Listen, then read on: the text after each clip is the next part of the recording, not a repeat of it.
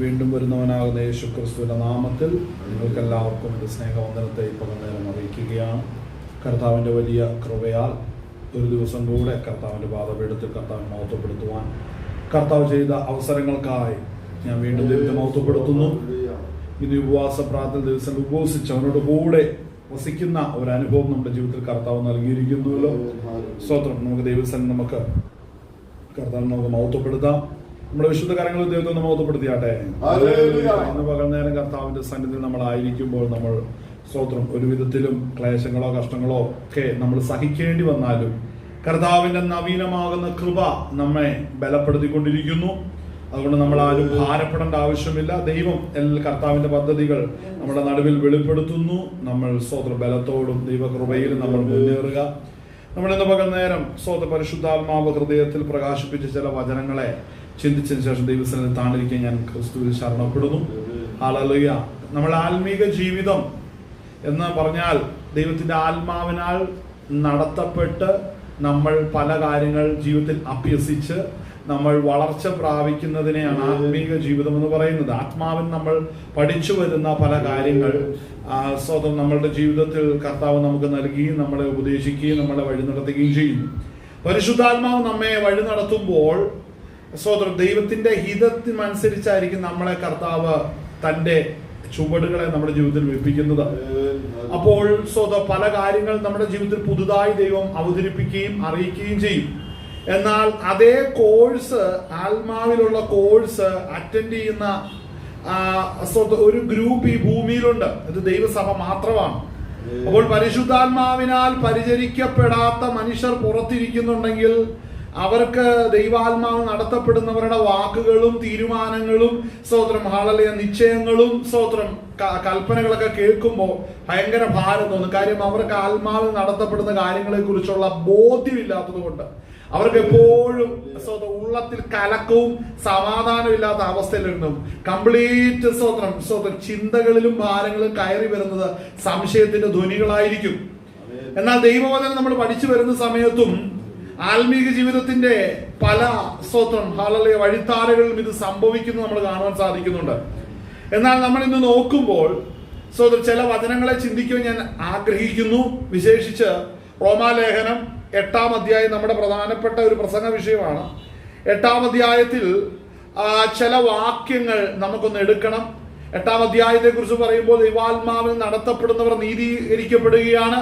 ദൈവാത്മാവിൽ നടത്തപ്പെടുന്ന ഒരു വ്യക്തി ജഡത്തിന്റെ പ്രവൃത്തികളെ ചെയ്യുന്നില്ല. ദൈവത്തെ പ്രസാദിപ്പിക്കുന്നതിനെ കുറിച്ചാണ് പറയുന്നത്.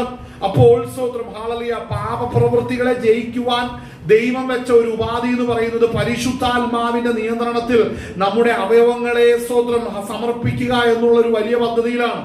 പരിശുദ്ധാത്മാവിന് നിറയപ്പെടുന്ന ഒരു വ്യക്തി അവന്റെ ചിന്തകൾ, അവന്റെ നോട്ടങ്ങൾ, അവന്റെ കേൾവികൾ, പ്രവർത്തന മേഖലകളെല്ലാം ദൈവാത്മാവിന്റെ ഉപദേശത്തിന് കീഴിൽ നിൽക്കുകയും അങ്ങനെ വിശുദ്ധിയോടുകൂടെ അവൻ പുറപ്പെടുകയും ചെയ്യുന്ന തലത്തെ കുറിച്ചാണ് റോമാലേഖനം 8-ാം അധ്യായത്തിന്റെ അകത്ത് പറയുന്നത്. കാര്യം ആരാണ് നീതിമാൻ എന്ന് പറഞ്ഞാൽ നീതി പ്രവർത്തിക്കുന്നവനാണ് നീതിമാൻ. നീതി പ്രവർത്തികൾ ഏതെന്ന് ചോദിച്ചു കഴിഞ്ഞാൽ നന്മ ചെയ്യുവാൻ നമ്മെ ഉപദേശിക്കുന്ന പരിശുദ്ധാത്മാവിന് നമ്മൾ കീഴ്പ്പെടുമ്പോഴാണ് പരിശുദ്ധാത്മാവ് നമ്മളെ നീതി പ്രവർത്തിക്കുവാനായിട്ട് നമ്മളെ ബലപ്പെടുത്തുന്നത്. അപ്പോൾ നീതിമാന്മാർ നീതി പ്രവർത്തിക്കണം, അവർ നീതി ചെയ്യുവാൻ ബലപ്പെടുത്തുന്നത് പരിശുദ്ധാത്മാവാണ്. പരിശുദ്ധാത്മാവിൽ നടത്തപ്പെടുന്ന വ്യക്തിക്ക് മാത്രമേ നീതി പ്രവർത്തിക്കുവാനായിട്ട് സാധിക്കത്തുള്ളൂ. ഈ ലോകത്തിനൊരു വ്യവസ്ഥയുണ്ട്. ആ വ്യവസ്ഥയ്ക്ക് അനുകൂലപ്പെടുന്നില്ല പരിശുദ്ധാത്മാവ്. ഈ ലോകം വെച്ചു പുലർത്തുന്ന ബലഹീനമായ ചില മാനസിക തലങ്ങളുണ്ട്. അതൊന്നും ദൈവത്തിന്റെ ആത്മാവ് അതിനെ സപ്പോർട്ട് ചെയ്യുന്നില്ല. കാര്യം ആ വക ചിന്തകളും ചിന്താധാരകളും ഒരിക്കലും തേജസ്സിലേക്ക് നടത്തുവാൻ പ്രാപ്തമല്ലാത്തത് കൊണ്ടായിരുന്നു ദൈവം സ്വപുത്രനെ ജഡത്തിൽ അവതരിപ്പിച്ചത്. ദൈവപുത്രനാകുന്ന യേശു ക്രിസ്തു കാൽവറിയിൽ തകർക്കപ്പെട്ടത് നാം ബലഹീനരായിരുന്നത് കൊണ്ടാണ് തക്ക സമയത്ത് അഭക്തർക്ക് വേണ്ടി ദൈവപുത്രനാകുന്ന യേശു ക്രിസ്തുവിനെ അവതരിപ്പിച്ചത്. അപ്പോൾ മനസ്സിലാക്കണം, ദൈവാത്മാവിന്റെ ആലോചനകളും പദ്ധതികളും നമ്മുടെ വഴികളിലല്ല, തന്റെ ആലോചനകൾ അനുസരിച്ച് ചുവടുകളെ വെക്കേണ്ടതിനാണ് ദൈവത്തിന്റെ ആത്മാവ് പ്രിയപ്പെട്ടവരെ ഒരുക്കിക്കൊണ്ടിരിക്കുന്നത്. ഹല്ലേലൂയ, സ്തോത്രം. അപ്പോൾ ദൈവത്തിന്റെ ആത്മാവ് നമ്മളെ നടത്തുക എന്ന് പറഞ്ഞാൽ നമുക്കതിന്റെ ചില വാക്യങ്ങൾ നമുക്ക് ചിന്തിക്കാം. 8-ാം അധ്യായം നമ്മൾ വായിക്കുമ്പോൾ ഹല്ലേലൂയ അതിന്റെ 8-ഉം 9-ഉം 8-ാം അധ്യായം അതിന്റെ 8ഉം 9ഉം വാക്യങ്ങൾ നമുക്ക് ശബ്ദമെടുത്ത് വായിക്കാം. റോമാലേഖനം 8-ാം അധ്യായം അതിന്റെ 8ഉം 9ഉം വാക്യങ്ങൾ വായിച്ചാട്ടെ. ജഡസ്വഭാവമുള്ളവർക്ക് ഇവിടെ ശ്രദ്ധിക്കണം, ജഡസ്വഭാവമുള്ളവർക്ക് ദൈവത്തെ പ്രസാദിപ്പിക്കുവാൻ കഴിയത്തില്ല. ജഡസ്വഭാവം നമ്മളുടെ ഹല്ലേലൂയ നമ്മളുടെ ആത്മാവിനോട് പോരാടുന്ന ജഡത്തിന്റെ സ്വഭാവത്തിൽ നിന്നാണ് ദൈവസഭയ്ക്ക് ഉദാഹരണം നൽകിയിരിക്കുന്നത്. ജഡത്തിന്റെ ചിന്തയെക്കുറിച്ച് വളരെ വ്യക്തമായി ദൈവവചനം പഠിപ്പിക്കുന്നുണ്ട്.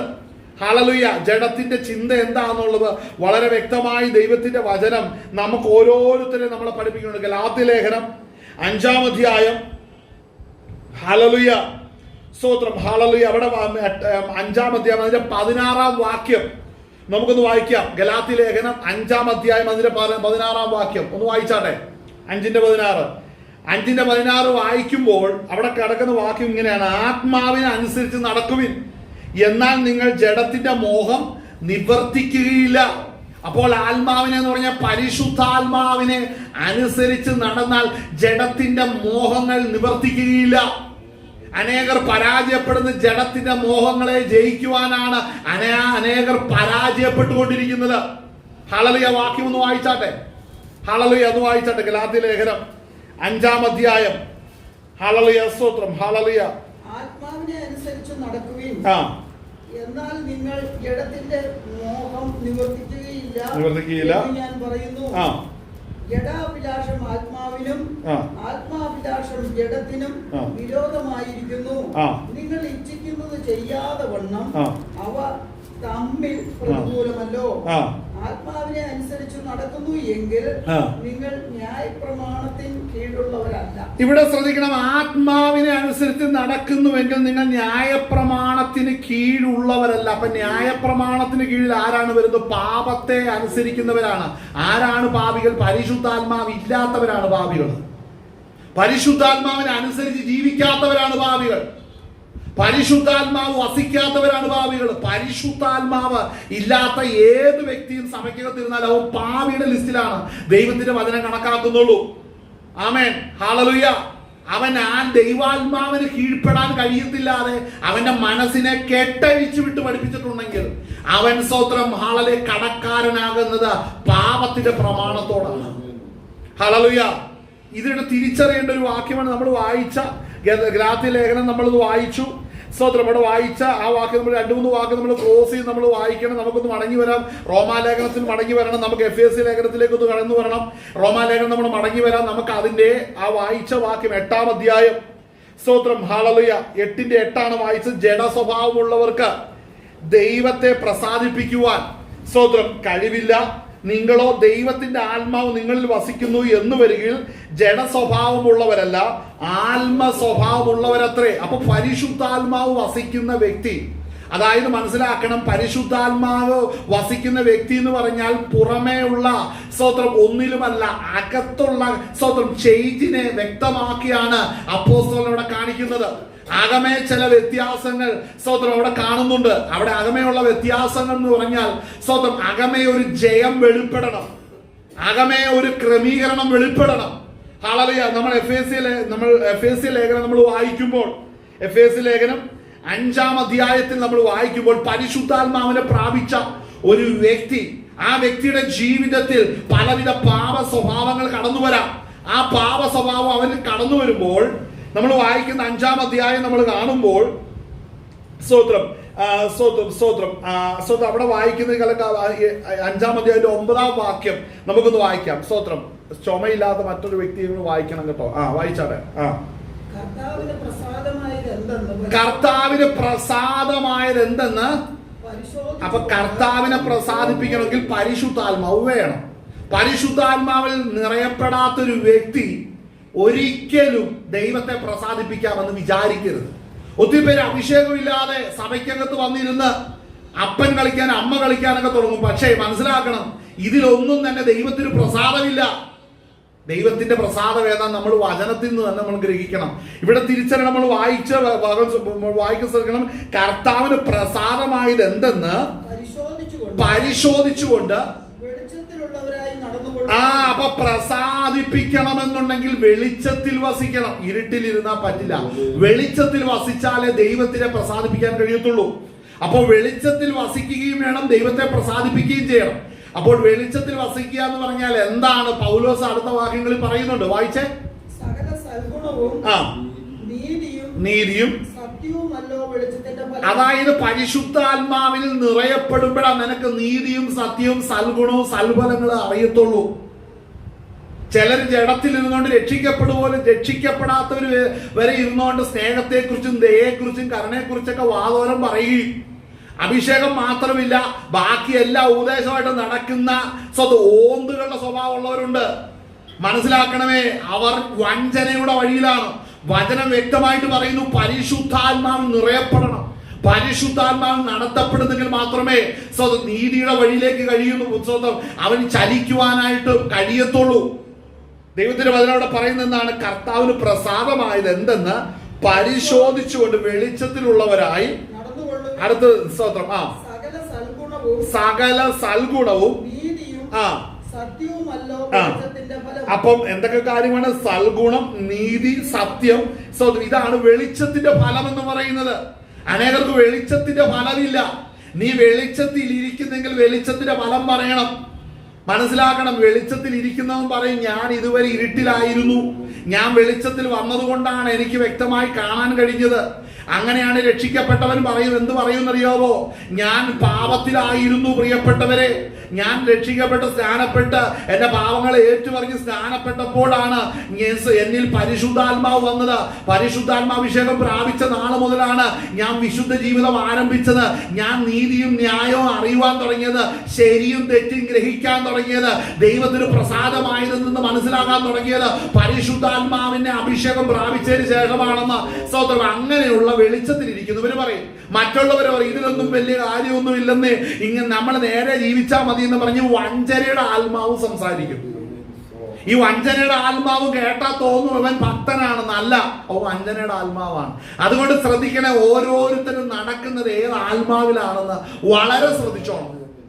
വായിച്ചടുത്ത വാക്യം. ഇരുട്ടിന്റെ നിഷ്ഫല പ്രവൃത്തികളിൽ കണ്ട് ഇരുട്ടിന്റെ നിഷ്ഫല പ്രവർത്തികളിൽ കൂട്ടാളികളാകരുത്. നിഷ്ഫല പ്രവൃത്തി ഏതാന്ന് നമുക്കൊന്ന് വായിക്കാം. ഗലാത്യ ലേഖനം 5-ാം അധ്യായത്തിൽ നമ്മൾ നോക്കുമ്പോൾ തൊട്ടിപ്പുറം നോക്കി കഴിഞ്ഞിട്ടുണ്ടെങ്കിൽ ജഡത്തിന്റെ പ്രവൃത്തികൾ എന്താണെന്നറിയാം.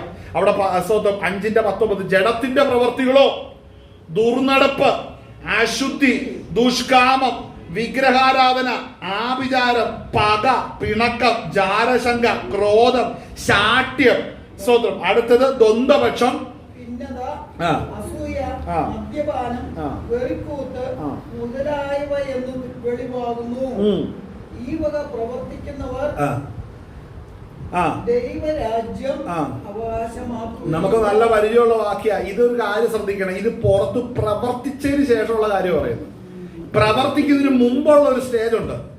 ഇത് പ്രവർത്തികളായിട്ട് പാപം പുറപ്പെടുന്നതിന് മുമ്പുള്ള ഒരു സ്റ്റേജ് ഉണ്ട്. അതിനെക്കുറിച്ച് എഫേസ്യ ലേഖനത്തിലാണ് പറഞ്ഞിരിക്കുന്നത്.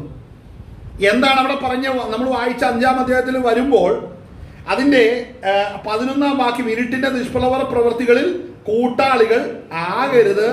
അവിടെ എന്താ ചിന്തിക്കുക? അവിടെ 11-ാം വാക്യം 5:11 ഇരുട്ടിന്റെ നിഷ്ഫല പ്രവൃത്തികളിൽ കൂട്ടാളികൾ ആകരുത്. അത് അടുത്ത വാക്യം.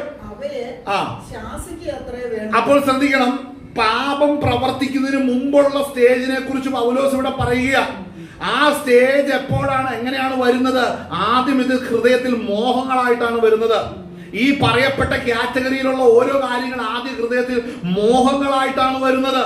മോഹങ്ങളായിട്ട് ഹൃദയത്തിൽ ചിന്തകളായിട്ടും മോഹങ്ങളായിട്ടും ആഗ്രഹങ്ങളായിട്ടും ഉടലെടുക്കുമ്പോൾ തന്നെ അപ്പോസ്തലനായ പൗലോസ് അവിടെ പറയുന്ന വാക്യം വളരെ ശ്രദ്ധിക്കണം. അവിടെ പറയുന്ന കാര്യം എന്താണ്? അതിനെ ശാസിക്കുകയാണ് വേണ്ടത്. ആമേൻ. അപ്പോൾ ആ ശാസന പുറത്ത് കേൾക്കില്ല. അത് വായിന്ന് വരുന്ന പിശാച് എന്ന് പറയുന്ന ശാസനയുടെ വാക്കല്ലത്.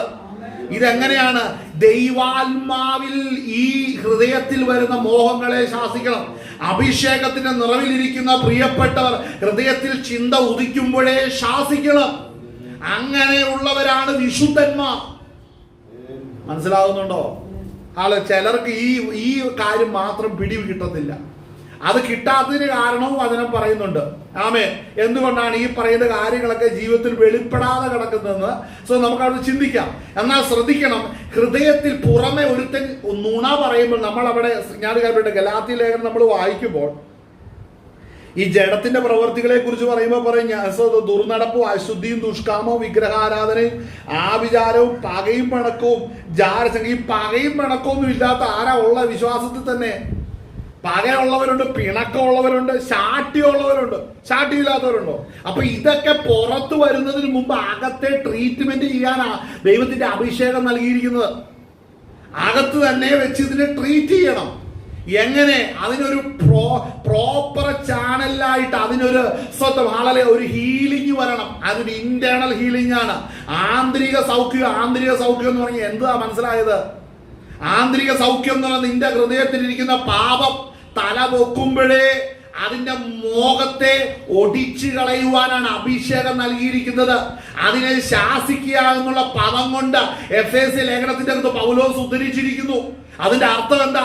അഭിഷേകം പ്രാപിച്ച പ്രിയ പൈതലിന്റെ ഹൃദയത്തിൽ മോഹങ്ങൾ, പല വിധത്തിലുള്ള ശാഠ്യത്തിന്റെ മോഹങ്ങൾ, മത്സരത്തിന്റെ മോഹങ്ങൾ, പകയുടെ മോഹങ്ങൾ, ദുർനടപ്പിന്റെ മോഹങ്ങൾ, വ്യഭിചാരത്തിന്റെ മോഹങ്ങൾ, ഇത് മനസ്സിൽ വരുമ്പോഴേ നീ ആത്മാവിൽ ഹൃദയത്തിൽ വരുന്ന മോഹത്തിനെ നീ ശാസിക്കണം.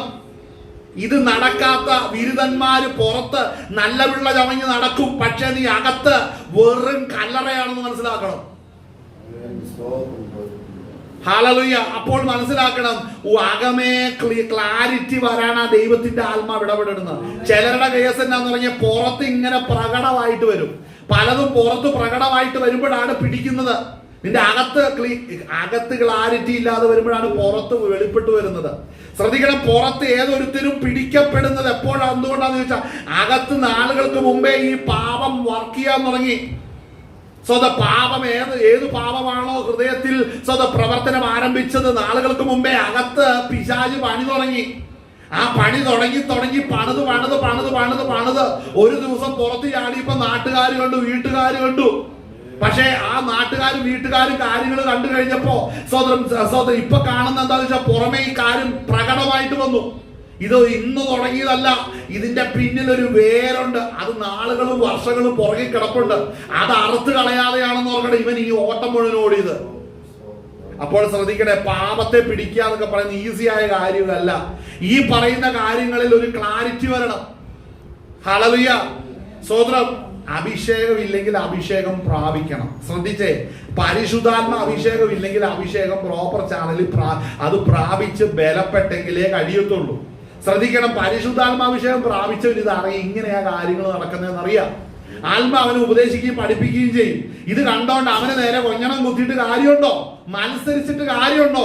അസൂയപ്പെട്ടിട്ട് കാര്യമുണ്ടോ? നിന്റെ എല്ലാവിധ സംശയങ്ങൾക്കൊന്നും ദൈവസന്നിധിയിൽ മറുപടി കിട്ടത്തില്ല. വചനം വായിച്ച് പഠിച്ച് ഗ്രഹിച്ച് എന്താ നടക്കുന്നതെന്ന് ഗ്രഹിക്കാനുള്ള പരിജ്ഞാനത്തിന് ദൈവസന്നിധി കാത്തിരിക്കണം. നടക്കുന്നത് എന്താണെന്ന് മനസ്സിലാക്കണം. പാപം ഒരു ദിവസം കൊണ്ട് ഉണ്ടാകുന്നല്ല, അത് വിത്തിടുന്ന ഒരു ദിവസമുണ്ട്. അന്നല്ല മുളച്ച് മരമാകുന്നത്. അത് അവിടെ കിടന്ന് വെള്ളവും തണുപ്പും മഞ്ഞും ഏറ്റ ഒരു ദിവസം ആ വിത്ത് ആദ്യം പൊട്ടും, അതിന്റെ അകത്തുനിന്ന് മുള പുറത്തു വരും. എന്നിട്ട് അകത്ത് നടക്കുന്ന പ്രോസസ് ഒരു ദിവസം മണ്ണിന്റെ പുറത്തേക്ക് ചെറുതായിട്ടാ വരുന്നല്ല, ഒരു ദിവസം മരമായിട്ട് ഇടിച്ചു വരികയല്ല ചെയ്യുന്നത്. ചിലരോട് കാര്യങ്ങൾ പറയാൻ ചിലർക്ക് മനസ്സിലാകത്തില്ല. അവരിരിക്കുന്നത് പെട്ടെന്നെങ്ങാണ്ട് എന്റെ കൊച്ചു പെട്ടെന്നാ വഴിതെറ്റിയ, ഇങ്ങേര് നല്ല മനുഷ്യരായിരുന്നു, ഇങ്ങേര് ഇന്നലെ എങ്ങാണ്ട വഴിതെറ്റ. അല്ല, ഈ മനുഷ്യർ ഇവരൊക്കെ വഴിതെറ്റിയത് വർഷങ്ങൾക്ക് മുമ്പാണ്. അതിപ്പോ പ്രകടമായിട്ട് വന്നതേ ഉള്ളൂ. അതുകൊണ്ട് മനസ്സിലാക്കണം, നിങ്ങളുടെ ഓരോരുത്തരുടെയും ജീവിതത്തിൽ പ്രകടമായി വരുന്ന സ്വഭാവത്തിന്റെ വേരന്വേഷിച്ച് വന്നാൽ അത് ഇന്നലെയോ മിനിഞ്ഞാന്നോ അല്ല, വർഷങ്ങളായിട്ട് അത് എപ്പോഴോ സാത്താൻ ഹൃദയത്തിൽ വിത്തിട്ടു. അത് പൊട്ടി പുറപ്പെട്ടു വന്നപ്പോൾ ആ ഫലം കാണുന്നത് ഇന്നലെയോ ഇന്നോ ആണ്. പക്ഷെ ഇത് ആരംഭിച്ചത് ഇന്നലെയൊന്നുമല്ല, വർഷങ്ങൾക്ക് പുറകിലാണ് സാത്താൻ നിന്നെ വഴിതെറ്റിക്കോ പദ്ധതി ഇട്ടത്. പക്ഷെ നീ അതിൽ നിന്ന് ഒഴിയാൻ നിനക്ക് മനസ്സിലായിരുന്നു. നിന്റെ ശാഠ്യം അതിനനുവദിച്ചില്ല, നിന്റെ മത്സരബുദ്ധി അത് അനുവദിച്ചില്ല, നിന്റെ ഭിന്ന സ്വഭാവം അത് അനുവദിച്ചില്ല. നിനക്ക് ദൈവത്തിന്റെ വഴികളെക്കാൾ അധികം പാപത്തിന്റെ വഴികളിൽ നിന്റെ ഉള്ളം രസിച്ചു. ഇതാണ് നീ വഴിതെറ്റിപ്പോയതിന്റെ ആധാരം. മനുഷ്യരുടെ മുമ്പിൽ സെന്റിമെന്റ്സ് വായിക്കാൻ നിന്റെ കണ്ണുനീരും നിലവിളിയൊക്കെ നല്ലതാണ്. പക്ഷെ നീ വഴിതെറ്റിന്റെ പിന്നിലെ കാരണം ആഴത്തിൽ അന്വേഷിക്കണം. ആമേൻ. കരങ്ങൾ ദൈവത്തെ മഹത്വപ്പെടുത്തിയാട്ടെ. ഒന്നുകൂടെ ദൈവത്തെ മഹത്വപ്പെടുത്തിയാട്ടെ. അപ്പോൾ ദൈവസന്നിധിയിൽ നമ്മൾ ദൈവത്തെ മഹത്വപ്പെടുത്തിയേ നമുക്ക് മതിയാകത്തുള്ളൂ. ശ്രദ്ധിക്കണം, ആ വാക്ക് ശ്രദ്ധിക്കണം. എഫേസ്യ ലേഖനത്തിലെ നമ്മൾ കണ്ടത് അവിടെ വായിക്കുന്ന എങ്ങനെയാണ്? ഈ ചിന്തകൾ അകത്ത് വരുമ്പോൾ അവിടെ വായിക്കുന്ന എന്താണ്? നിഷ്ഫല പ്രവർത്തികളിൽ കൂട്ടാളികൾ ആകരുത്. ഞാൻ എഴുതി വെച്ചതല്ല, പൗലോസ് ആത്മാവിൽ വിവേചിച്ച് പ്രാപിച്ച പരിജ്ഞാനത്തിനനുസരിച്ച് എഴുതി വെച്ച കാര്യമാണ്. ഇത് നമുക്ക് കേൾക്കുമ്പോൾ നമുക്ക് കുത്തൽ വന്നാൽ നമുക്ക് പ്രശ്നമുണ്ടെന്നാ. നമ്മളിത് വായിച്ചിട്ട് നമ്മുടെ ഉള്ളിൽ സുഖമില്ല, നമുക്ക് പ്രശ്നമുണ്ടെന്നാ. അല്ല, ഇത് നമ്മൾ ഭാരപ്പെടുകയല്ല വേണ്ടത്. നമ്മളിത് വായിച്ചിട്ട് അസ്വസ്ഥത തോന്നിയ നമുക്ക് പ്രശ്നമുണ്ട്. അത് നമ്മൾ മാറ്റാനാ തുടങ്ങേണ്ടത്. മാറ്റിയില്ലെങ്കിൽ നിത്യമായി ഗന്ധം കത്ത് തീപ്പൊയിലേക്ക് പോകും. ശ്രദ്ധിച്ച് അവിടെ വാക്യം ശ്രദ്ധിക്കണം. അവിടെ വാക്യം വളരെ ശ്രദ്ധിക്കേണ്ട ഒരു കാര്യമുണ്ട്. അവിടെ വായിക്കുന്നുണ്ട്, ഇരുട്ടിന്റെ നിഷ്ഫല പ്രവർത്തികൾ കൂട്ടാളികൾ ആകരുത്, അവയെ ശാസിക്കുക അത്രേ. അടുത്ത വാക്ക് ശ്രദ്ധിച്ചേ. കാരണം ഈ ഗൂഢമായി ചെയ്യുന്ന അകത്ത മനസ്സിലാകണം. അകത്ത് ഈ ഗൂഢമായിട്ട് ചിന്തിക്കുന്ന ഒത്തിരി വിഷയങ്ങളുണ്ട്. നമ്മൾ പുറമേ നോക്കുമ്പോ വൈറ്റ് ആൻഡ് വൈറ്റ് ഇട്ട് ക്ലീൻ ഷേവ് അടിച്ചിരിക്കുന്ന സംഭവമാണ്. പക്ഷേ അകത്ത് സ്തോത്രം ഹല്ലേലൂയ ഗൂഢമായ പാപങ്ങൾ ദൈവം കണ്ടോണ്ടായിരിക്കുന്നത്. Hallelujah hallelujah. നമ്മളുടെയൊക്കെ ഹൃദയം മറ്റൊരു മനുഷ്യന് വെളിപ്പെട്ട അടുപ്പിക്കുവോ? ശ്രദ്ധിക്കണം. അങ്ങനെയാണെങ്കിൽ ശ്രദ്ധിക്കണം, ഹൃദയശുദ്ധിയുള്ള ഒരു ഭാഗ്യവാന്മാർ, അവർ ദൈവത്തെ കാണുമെന്ന് പറഞ്ഞാ പോരാ കേട്ടോ. ഹല്ലേലൂയ. ഭൂമി ഉള്ളവരൊക്കെ നിനക്ക് കാണും, ദൈവം ഇല്ല, പോയി. ഹൃദയശുദ്ധി വരണമെങ്കിൽ അതെങ്ങനെയാന്ന് ഇവിടെ പൗലോസ് പറഞ്ഞേക്കുക. എങ്ങനെയാ ഹൃദയശുദ്ധി വരുന്നതെന്ന്? ഹൃദയത്തിൽ ഗൂഢമായി ചെയ്യുന്നത് പറവാൻ പോലും ലജ്ജയായ ചിന്തകൾ ഹൃദയത്തിൽ വരുമ്പോൾ അതിനെ നീ ശാസിക്കാതെ അതിനെ ഇങ്ങനെ തലോടിക്കൊണ്ടിരുന്ന നിന്റെ ജീവിതം ഇതുപോലെയായത് അല്ലേ? പരിശുദ്ധാത്മാവ് വരുമ്പോൾ നിനക്ക് പാപത്തെ കുറിച്ചും നീതിയെ കുറിച്ചും ന്യായവിധിയെ കുറിച്ചും പാപത്തെ കുറിച്ച് ബോധം വരുന്നില്ല. നിനക്ക് നിന്നിൽ പരിശുദ്ധാത്മാവല്ല ഇരിക്കുന്നത്. പാപത്തെ കുറിച്ച് ബോധം വരുന്നില്ല. ചിലർ ചിന്തിക്കുന്നുണ്ട്, ഞാൻ നല്ല കൊച്ചല്ലേ, ഞാൻ നല്ല ഉള്ളയല്ലേ. പക്ഷെ മനസ്സിലാക്കണേ, ദൈവത്തിന് വേണ്ട നിന്റെ നല്ലത് ആർക്ക് വേണം? ദൈവത്തിന് കൊള്ളാവുന്നവനായി നിൽക്കണം. എങ്ങനെയാ? ഇങ്ങനെ ഈ പറയപ്പെട്ട പ്രകാരത്തിൽ കൊള്ളാവുന്നവനായിട്ട് നിൽക്കണം. എന്നാണ് ആ വചനം എന്ന് വായിച്ച വാക്യം വായിച്ചേ. ഇത് നമ്മൾ ശാസിച്ചാൽ എന്താ സംഭവിക്കുന്നത്? നമ്മുടെ ഹൃദയത്തിൽ ചിന്ത വരുമ്പോഴേ യേശുവിന്റെ നാമത്തിൽ ഹൃദയത്തിൽ നിന്നും മാറട്ടെ. ആ ചിന്ത തെറ്റാണ്. ഹല്ലേലൂയ. ചില സ്ത്രീകളെ സംബന്ധിച്ച് സംഭവിക്കുന്ന വിഷയം, അവർക്ക് എപ്പോഴും അവർക്ക് ഈ അറ്റൻഷൻ പിടിച്ചു പറ്റണം, മറ്റുള്ളവരുടെ ശ്രദ്ധ പിടിച്ചു പറ്റണം. അവരെ സംബന്ധിച്ച് അതാണ് ജഡം. ചില പുരുഷന്മാരെ സംബന്ധിച്ച് അവർക്ക് ഫേമസ് ആകണം. ആമേൻ. അല്ലെങ്കിൽ ഹല്ലേലൂയ തന്റെ പ്രവൃത്തി മറ്റുള്ളവരൊന്ന് കാണണം. അതാണ് ചിലരുടെ ഉദ്ദേശിക്കുന്നത്. അത് അവനെ സംബന്ധിച്ച് ചെയ്യണം. ശ്രദ്ധിക്കണം. നമ്മൾ ഓരോരുത്തരും വിശ്വാസ ജീവിതത്തിൽ വന്നിട്ടുണ്ട്. എവിടെയൊക്കെ നമ്മൾ പരാജയപ്പെട്ട് കിടക്കുന്നത് നമ്മൾ വ്യക്തിപരമായിട്ടൊന്ന് പരിശോധിക്കണം. ചിലരെ സംബന്ധിച്ച് എല്ലാവരും എന്നെ നോക്കണം, എൻ്റെ ചിരി, എൻ്റെ നോട്ടം, എൻ്റെ ആക്ഷൻസ്, അത് അവരെ സംബന്ധിച്ച് അത് ജഡമാണ്. അത് ജഡ സ്വഭാവമാണ്. അവരിൽ നിന്ന് ജയമെടുക്കുന്നില്ലെങ്കിൽ നീ പരാജയമായി തീരും. ഹല്ലേലൂയ. ചിലർക്ക് മറ്റുള്ള സ്ത്രീകളെ സംബന്ധിച്ച് പറഞ്ഞാൽ അവർക്ക് മറ്റുള്ളവരുടെ കാര്യത്തിലാണ് ശ്രദ്ധ, അവരവരുടെ കാര്യത്തെ കുറിച്ച് ഒരു ശ്രദ്ധയില്ല. മറ്റുള്ളവന്റെ കുടുംബം തകർന്ന് അതിനെക്കുറിച്ച് അവരോട് തീസിസ് എഴുതാൻ പറഞ്ഞു എഴുതും. സ്വന്തം കുടുംബത്തിലെ പരാജയം ചോദിച്ചാൽ ഒരെണ്ണം പറയാൻ അറിയത്തില്ല. അതെന്താ? അതാണ് അവളെ സംബന്ധിച്ച് പരാജയം. ഇത് എന്തുകൊണ്ടാണ് കിടന്ന് കളിക്കുന്നതെന്ന് അറിയാവോ? അകത്തു വചനമില്ല, അകത്തൊന്നിനെയും ജയിച്ചിട്ടില്ല. എന്താണ് അവിടെ സംഭവിക്കുന്നത്? ആ വാക്യം ഒന്ന് വായിക്കാം, നമുക്ക് വായിച്ചാട്ടെ. എവിടെ എന്താ സംഭവിക്കുന്നത്? അവർ ഗൂഢമായി ചെയ്യുന്നത് പറയുവാൻ പോലും ലജ്ജയാവുന്നു. അവയെ ശാസിക്കുമ്പോഴോ സകലത്തെയും കുറിച്ച് വെളിച്ചത്താൽ ബോധം. അപ്പൊ അതിനെ ശാസിക്കുക എന്ന് പറഞ്ഞാൽ ഗലാത്യ ലേഖനത്തിൽ പറയുന്ന ഏതൊരു ചിന്തയും ഏതൊരു നിരൂപണവും ഹൃദയത്തിൽ വരും. ആമേൻ. ഹല്ലേലൂയ. സഹോദരം, ഈ വ്യഭിചാരം ഒരു വിഷയത്തെ കുറിച്ച് എടുത്തു കഴിഞ്ഞിട്ടുണ്ടെങ്കിൽ, ഇന്ന് നമ്മൾ പത്രം എടുത്ത് നോക്കി കഴിഞ്ഞിട്ടുണ്ടെങ്കിൽ എത്രയാ? 80 വയസ്സ് 70 വയസ്സായ കാരണവന്മാരാണ് 5 വയസ്സോ 6 വയസ്സുള്ള കൊച്ചിനെ കാണുമ്പോൾ കാമം മൂക്കുന്നത്. എവിടെയാ പ്രശ്നം?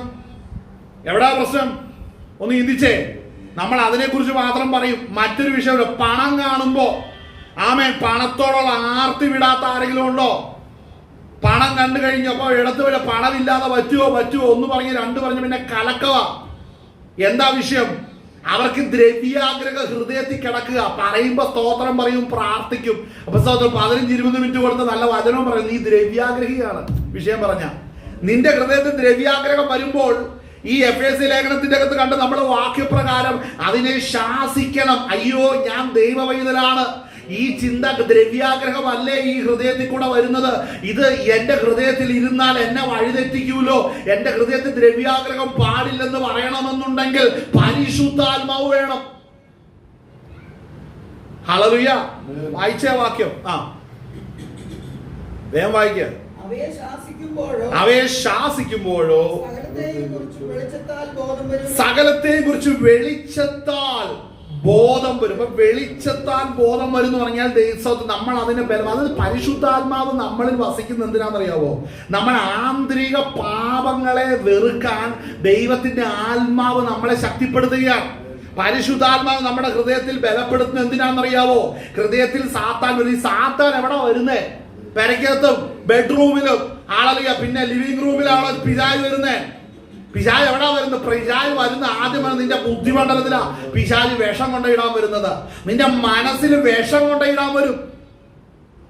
ആ വിഷത്തെ എടുത്തു കളയണം. അത് ഇടാൻ സമ്മതിക്കരുത്. ആമേൻ.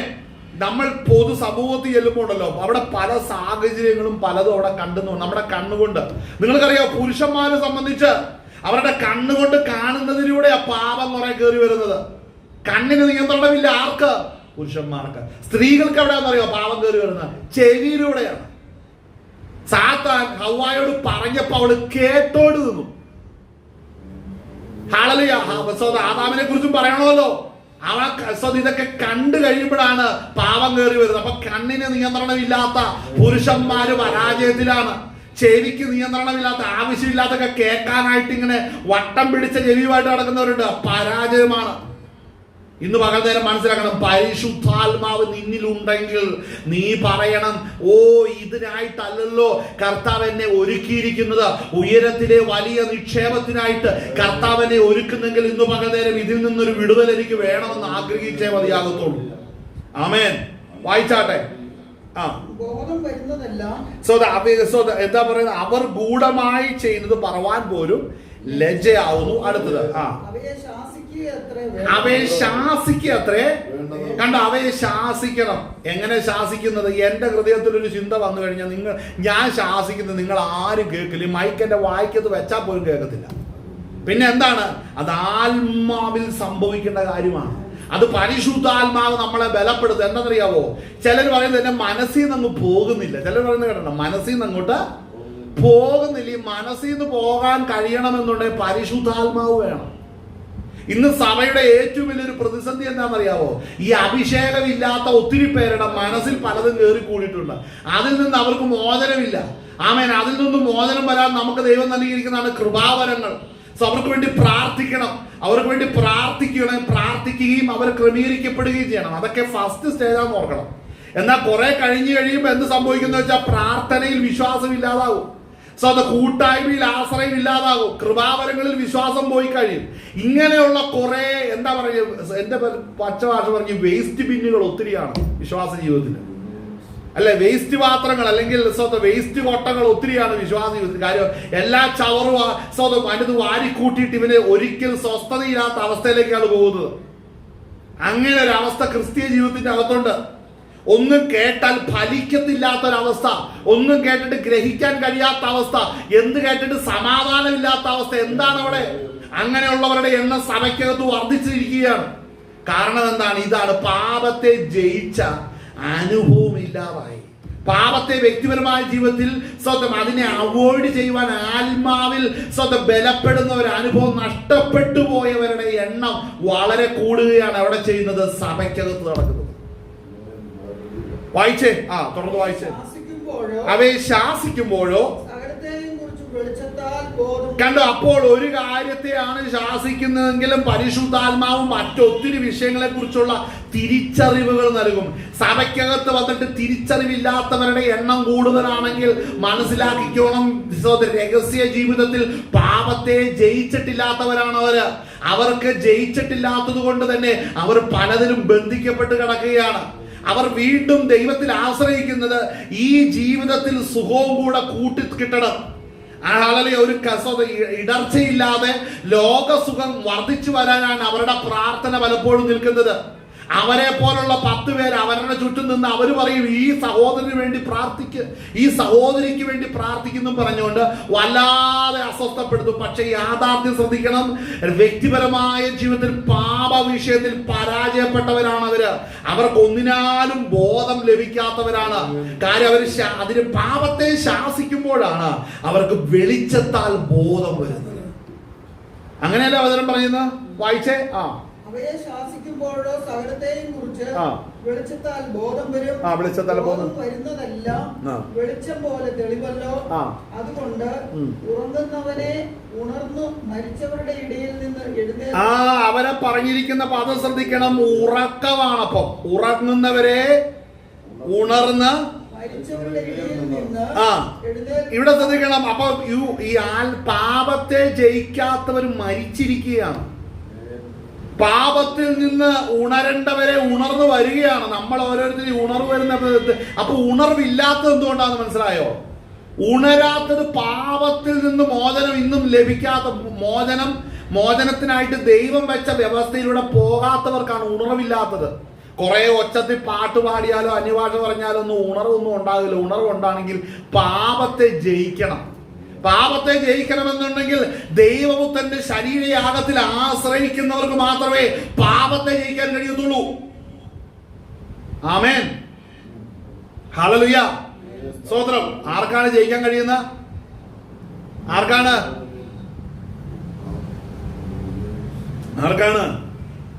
വ്യക്തിപരമായ ജീവിതത്തിൽ പാപത്തെ ജയിക്കാൻ കഴിയുന്നവർക്ക് മാത്രമേ ഉണരാൻ കഴിയത്തുള്ളൂ. ഹല്ലേലൂയ. അല്ലെങ്കിൽ ഞാൻ പറയാം, ശുശ്രൂഷ എന്ന് പറഞ്ഞാൽ ഇതുപോലെ പാപത്തെ ജയിക്കാത്ത കുറെ വേസ്റ്റ് ബിന്നുകളെ ചുമക്കുന്നതായി പോകും. ശുശ്രൂഷ എന്ന് പറയുന്നത് ഇവരൊരിക്കലും പാപത്തെ ജയിക്കുകയില്ല.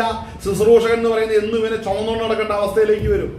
ശ്രദ്ധിക്കണമേ, പാപത്തെ ജയിക്കാനാണ് പഠിപ്പിക്കേണ്ടതും പരിശീലിപ്പിക്കേണ്ടതും. അത് ആത്മാവിൽ നടത്തപ്പെടേണ്ട കാര്യമാണ്. അതിന് ബേസിക് ആയിട്ട് വേണ്ടത് അഭിഷേകമാണ്. അഭിഷേകമില്ലാത്തവരുടെ എണ്ണം കൂടുന്നത് കൊണ്ടാണ് അവർ കൂടുന്ന കൂട്ടായ്മകൾ പാപത്തെ ജയിക്കാത്തത്. മയക്കത്തിന്റെ വചനങ്ങൾ, സ്വതം മരിച്ച വചനങ്ങളുമാണ് നൽകിക്കൊണ്ടിരിക്കുന്നത്. പാപത്തെ ജയിക്കുവാൻ, പാപ സ്വഭാവങ്ങളെ ശാസിക്കുവാൻ ആത്മാവിൽ പരിചരിക്കുന്ന വചനങ്ങളും ശുശ്രൂഷകളും വേണം ഈ നാളുകളിൽ പുറത്തു വരുവാൻ. ആമേൻ. കരങ്ങൾ മഹത്വപ്പെടുത്തിയാട്ടെ. ഹല്ലേലൂയ. ആ ഭാഗം ഒന്ന് വായിച്ചാട്ടെ. അതുകൊണ്ട് കണ്ട ഉറങ്ങുന്നവരെ ഇതിനോട് നമുക്ക് ചേർത്ത് വെക്കാൻ പറ്റുന്ന മറ്റൊരു പദമാണ് നമ്മൾ എപ്പോഴും വായിക്കുന്ന ഒരു വാക്യമാണ് ഗലാത്യ ലേഖനം 3:1. നമ്മളെപ്പോഴും പ്രസംഗത്തിൽ വായിക്കുന്ന ബുദ്ധിയില്ലാത്ത ഗലാത്യരെ യേശു ക്രിസ്തു ക്രൂശിക്കപ്പെട്ടവനായി നിങ്ങളുടെ കണ്ണിന് മുമ്പിൽ വരച്ചു കിട്ടിയിരിക്കെ നിങ്ങളെ ക്ഷുദ്രം ചെയ്ത് മയക്കിയത്. അപ്പൊ ഈ മയക്കത്തിന്റെ പിന്നിലെ കാരണം എന്താ?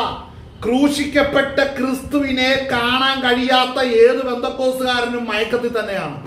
ഏത് പാസ്റ്ററും മയക്കത്തിൽ തന്നെയാണ്. ക്രൂശിക്കപ്പെട്ട കർത്താവിനെ കാണുവാൻ കഴിയാത്ത ഏത് ശുശ്രൂഷയും മയക്കത്തിലും മരണത്തിലുമാണ്. ഹല്ലേലൂയ. അപ്പോൾ ശ്രദ്ധിക്കണം, ഇത് ആരുടെ? ശുശ്രൂഷകളുടെ മാത്രമല്ല. നിനക്ക് രക്ഷ പ്രാപിക്കണമെന്നുണ്ടെങ്കിൽ വ്യക്തിപരമായിട്ട് ഇതിന്റെ വഴികളെ ഗ്രഹിച്ച് തിരിച്ചറിഞ്ഞ് സ്റ്റെപ്പുകളെ വെച്ചോണം. ചിലർക്ക് ഇപ്പോഴും പോരാട്ടം നിന്നിട്ട് കാര്യം, പോരാട്ടം ഒന്നും മാറില്ലെന്ന്. ഈ ലോകം മുഴുവൻ ദുഷ്ടന്റെ അധീനതയിലാണ് കിടക്കുന്നത്. നിനക്ക് മാനസാന്തരപ്പെടാൻ മനസ്സുണ്ടോ? ആമേൻ. പോരാട്ടം തീർന്നിട്ടൊന്നും നീ നന്നാവൂല. നീ പെട്ടി കയറിയാലും നീ പോരാട്ടത്തിൽ നിന്ന് ഒഴിവുണ്ടാകത്തില്ല. എന്റെ ചോദ്യം, ഈ പോരാട്ടത്തിന് നടുവിൽ നിന്റെ ഹൃദയത്തെ ഉലയ്ക്കുന്ന പാപ ചിന്തകൾ മനസ്സിൽ വരുമ്പോൾ അതിനെ അഭിഷേകത്തിന് നിറവോടെ ശാസിക്കാൻ തയ്യാറാണെങ്കിൽ നീ ഇന്ന് ഈ പാപത്തിന്റെ കിടക്ക വിട്ട് എഴുന്നേൽക്കുവാൻ ഇടയായി തീരും. ഹല്ലേലൂയ.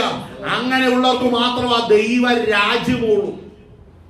ആമേൻ. ഈ പ്രസംഗങ്ങൾ കേൾക്കുമ്പോൾ നമ്മൾ ദൈവസന്നിധിയിൽ ചില തീരുമാനങ്ങൾക്കായിട്ട് നമ്മൾ ഒരുങ്ങണം. ആമേൻ, ഹല്ലേലൂയ. അനേകരുടെ ജീവിതത്തിൽ തീരുമാനമില്ലാത്തത് പാപത്തെ ഇതുവരെയും ജയിച്ചിട്ടില്ല.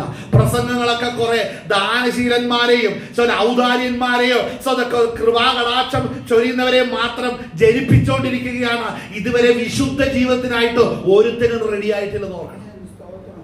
ഹല്ലേലൂയ. കാരണം എന്നാ, ഈ പാപത്തിന് നേരെ പറയുമ്പോഴല്ലേ ഔട്ടാകുന്നത്, പാപത്തിന് നേരെ നിൽക്കുമ്പോഴല്ലേ ഔട്ടാകുന്നത്. പാപത്തെ ജയിച്ചവരെല്ലാം ഒരു ഗ്യാങ്ങിലേക്ക് വരുമ്പോൾ ശേഷം പാപികള് എത്ര ധനസമ്പന്നന്മാരുണ്ടെങ്കിൽ അവർ ഒറ്റപ്പെടുമെന്ന് മനസ്സിലാകുമ്പോൾ അതല്ല നല്ലത്, എല്ലാരെയും കൂടെ കലക്കിയിട്ട് എല്ലാം ഒന്നാന്ന് പറഞ്ഞ് ലൈസൻസ് എടുക്കുന്ന ഒത്തിരി ദുഷ്ടപ്രസ്ഥാനങ്ങളാണ് ഇന്ന് ദൈവസഭയുടെ ശാപം എന്ന് പറയുന്നത്. മനസ്സിലാകുന്നുണ്ടോ? ദൈവസഭയ്ക്കകത്ത് ഏറ്റവും വലിയ ശാപം ഇതാണ്. സത്യം പ്രസംഗിക്കാത്ത മൂഢന്മാരും വഞ്ചകന്മാരെയും കൊണ്ട് ഇന്ന് സംഘടനകൾ നിറഞ്ഞുകൊണ്ടായിരിക്കുന്നത്. സത്യം പറയുന്നില്ല. എങ്ങനെയാണ്, എന്തിനാണ് കർത്താവ് ഒരുവനെ എന്നെയും നിങ്ങളെ രക്ഷിച്ചത്? എന്തിനാണ്? പാപത്തിൽ ജീവിക്കരുത്, പാപത്തിൽ ജയകരമായി നാം ഒഴിഞ്ഞു മാറണം. പാപത്തിന്റെ ചിന്തകളും അവസരങ്ങളും ഭൂമിയിൽ വളരെ വർദ്ധിച്ചു വരുമ്പോൾ അതിൽ നിന്ന് സൂക്ഷിച്ചൊഴിയുന്നത് അഭിഷേകത്താലാണ്. എങ്ങനെയാണ് ആത്മാവിന്റെ നിറവിൽ അതിന് ജയിക്കുവാൻ ഇടയാകുന്നത്? ഞാൻ പറയട്ടെ, നമ്മുടെ മുമ്പിൽ പാപത്തിന്റെ അവസരങ്ങൾ ഒത്തിരിയാണ്. കടല് പോലെ നിവണ്ട് കിടക്കുന്ന എത്ര അവസരങ്ങൾ മാത്രമേ ഉള്ളൂ. എന്നാൽ അതിന്റെ മുമ്പിൽ വരുമ്പോൾ അഭിഷേകം പ്രാപിച്ച ദൈവ പൈതലിന്റെ ഹൃദയത്തോട് ദൈവത്തിന്റെ വചനം നൽകും. മകനെ, മകളെ, നിനക്ക് വേണ്ടി മോഹം ജനിക്കുമാറ് പാപ ജഡത്തിനായി ചിന്തിക്കരുത് എന്നുള്ള വചനങ്ങൾ പോലുള്ള അനേകനെ അനുഗ്രഹിക്കപ്പെട്ട വചനങ്ങൾ പരിശുദ്ധാത്മാവ് നൽകും. ആ വചന ഹൃദയത്തിൽ വരുമ്പോൾ ശ്രദ്ധിച്ചോണം, പരിശുദ്ധാത്മാവ് സംസാരിക്കുന്നതാണ്. ആ വചന ഹൃദയത്തിൽ വരുന്ന ഉടനെ മനസ്സിലാക്കിക്കോണം, ഞാൻ ആ പാപം ചെയ്യാതെ പരിശുദ്ധാത്മാവ് ഇടപെടുകയാണെന്ന് മനസ്സിലാക്കി അതിനെ ശാസിക്കണം. അത് വാക്കുകൾ കൊണ്ടല്ല. നമ്മുടെ ഈ ബിരിയാണിയും നെയ്ച്ചോറും തിന്നുന്ന ഈ വാഗൊണ്ടല്ല ശാസിക്കുന്നത്. പിന്നെ എങ്ങനെയാണ്? ആത്മാവിനാലാണ് അത് ശാസിക്കുന്നത്. ആമേൻ. കരങ്ങൾ ദൈവത്തെ മഹത്വപ്പെടുത്തിയാട്ടെ. ഹല്ലേലൂയ. അപ്പോൾ ഒന്നും ദൈവത്തെ മഹത്വപ്പെടുത്തിയാട്ടെ. സന്തോഷമില്ലല്ലോ. ദൈവത്തെ മഹത്വപ്പെടുത്തിയാട്ടെ. ഹല്ലേലൂയ. ദൈവത്തെ മഹത്വപ്പെടുത്തണം. അപ്പോൾ ശ്രദ്ധിച്ചേ, അത് ഈ പാപത്തെ നമ്മൾ ജയിക്കേണ്ട വിധത്തെ കുറിച്ച് വ്യക്തമാക്കി പറഞ്ഞിട്ടുണ്ട് പരിശുദ്ധാത്മാവ്. ഈ പാപ സ്വഭാവം വരുമ്പോൾ ഇതിനെ ജയിക്കണം. ഹല്ലേലൂയ. നാം നമുക്ക് മറ്റുള്ളവരുടെ അസൂയുണ്ടോ? ഞാൻ അഹങ്കാരിയാണോ? ശാഠ്യക്കാരനാണോ? ക്രിസ്തുവിന്റെ ഭാവം ഉണ്ടോ? നമ്മൾ എപ്പോഴും ചിന്തിക്കണം, നമ്മൾ ആരെ മാതൃകയാക്കേണ്ടത്? സഭയിലെ പാസ്റ്ററിനെ മാതൃകയാക്കരുത്, സെൻട്രൽ പാസ്റ്ററെ മാതൃകയാക്കരുത്, പിന്നെ ആരെ കൂട്ടുകാരെ മാതൃകയാക്കരുത്. ക്രിസ്തുവിനെ മാതൃകയാക്കിക്കോളൂ. നല്ല മാതൃക കർത്താവ് മാത്രമേ ആകുന്നുള്ളൂ. ഗലാത്യ ലേഖനത്തിനെ നമ്മൾ നോക്കുമ്പോൾ, ആ ബുദ്ധിയില്ലാത്ത ഗലാത്യരെ, യേശു ക്രിസ്തു ക്രൂശിക്കപ്പെട്ടവനായി നിങ്ങളുടെ കണ്ണിന് മുമ്പ് വരച്ചു കിട്ടിയിരിക്കെ ആ കണ്ണ് എന്തുകൊണ്ടാ മയങ്ങിപ്പോയെന്നാ ചോദിക്കുന്നത്. അപ്പോൾ മനസ്സിലാക്കണം, പലതും കർത്താവ് വെളിപ്പെടുത്തിയാൽ കാണാൻ കാഴ്ചയില്ലെങ്കിൽ മനസ്സിലാക്കണം, നിന്റെ അവസ്ഥ വളരെ പരിതാപകരമായി പോകും. ഹല്ലേലൂയ. എന്നും ചിലരിരുന്ന് പ്രാർത്ഥിക്കും, കർത്താവേ ദൈവപ്രവൃത്തി വെളിപ്പെടുത്ത്. നിന്റെ കണ്ണിന് കാഴ്ചയില്ല, പിന്നെ നീ എന്നാ കാണാനിരിക്കുക? നിന്റെ ആത്മീക മനുഷ്യൻ മരിച്ചിരിക്കുക, നീ പിന്നെ എന്ത് പ്രവൃത്തി കാണാനായിരിക്കുന്നേ? അപ്പോൾ എന്താ വേണ്ടത്? അത് നീ ആത്മാവിൽ ഉണർന്നേ മതിയാകത്തുള്ളൂ. ഇന്ന് ഈ വചനങ്ങളൊന്നും നിഷ്ഫലമായി പോവുകയില്ല. ഇതൊക്കെ അതിന്റെ പ്രവൃത്തി തികച്ച് മടങ്ങി വരുന്നൊരു ദിവസമുണ്ട്. ഇത് ദൈവ സന്നിധി ചെല്ലുമ്പോൾ ന്യായവിധിക്കായിട്ട് കേൾക്കുമ്പോൾ മനസ്സിലാക്കണം, നീ ഇങ്ങനെ കണ്ണും മയക്കവും തട്ടി, ആത്മീകമായി ഉറക്കവും തട്ടി, മരിച്ചവരോടൊത്ത് ഇരിക്കുവാൻ വേണ്ടി നീ ശാഠ്യവും പിടിച്ചിരിക്കും. പക്ഷെ നിനക്ക് നഷ്ടമായി പോകും നിന്റെ നിത്യജീവനാന്ന് ഓർക്കണം. ഹല്ലേലൂയ. നീ ആരെയോ മാതൃകയാക്കുന്നത്? ആത്മീകത്തിൽ മരിച്ചവരെയോ? നീ ആരെയാണ് മാതൃകയാക്കുന്നത്? ആത്മീകത്തിൽ മരിച്ചവരെയോ? അതാണ് ഇന്നത്തെ ടൈറ്റില്. ആമേൻ. ഹല്ലേലൂയ. നീ ആരെയാണ് മാതൃകയാക്കുന്നത്? ആത്മീകത്തിൽ മരിച്ചവരെ. എഴുതി വെച്ചേ. ഹല്ലേലൂയ. സ്തോത്രം. ഹല്ലേലൂയ. സ്തോത്രം. ഹല്ലേലൂയ. സ്തോത്രം. ഹല്ലേലൂയ. നീ ആരെയാണ് മാതൃകയാക്കുന്നത്? ആത്മീകത്തിൽ മരിച്ചവരെയോ? മുഴുവനും വേണേ, പകുതി വേണേ. ഈ പരിപ്പോടെ പകുതി കടിച്ചിട്ട് വെച്ചേക്കുന്ന പോലത്തേക്ക് ചില വ്യക്തികളുണ്ട്. അവരുടെ കാര്യങ്ങളെല്ലാം അതുപോലെ പകുതി പരിപ്പോടെ തിന്ന പോലെ ഇരിക്കും. ആമേൻ. ഹല്ലേലൂയ. അങ്ങനെയൊന്നും ഉണ്ടാകരുത്. നമ്മുടെ ദൈവസന്നിധിയിൽ ഫുൾനെസ് വരണം, പൂർണ്ണത വേണം. ആമേൻ. ഹല്ലേലൂയ. എന്താണ് ഈ പാപ സ്വഭാവത്തെ ജയിക്കുന്ന വിഷയമായി നിയമിച്ചത് മുഴുവൻ? ആമേൻ. എന്താണ് ആ വിഷയം? നമ്മൾ ഒന്നും കൂടെ വായിക്കാം, ഭാഗം ഒന്നുകൂടെ വായിച്ചേ. ഉറങ്ങുന്നവനെ കണ്ടോ? ഉറങ്ങുന്നവരെ ഉണർന്ന് മരിച്ചവരുടെ ഇടയിൽ നിന്ന് എഴുന്നേൽക്കുന്നത് എങ്ങനെയാണ്?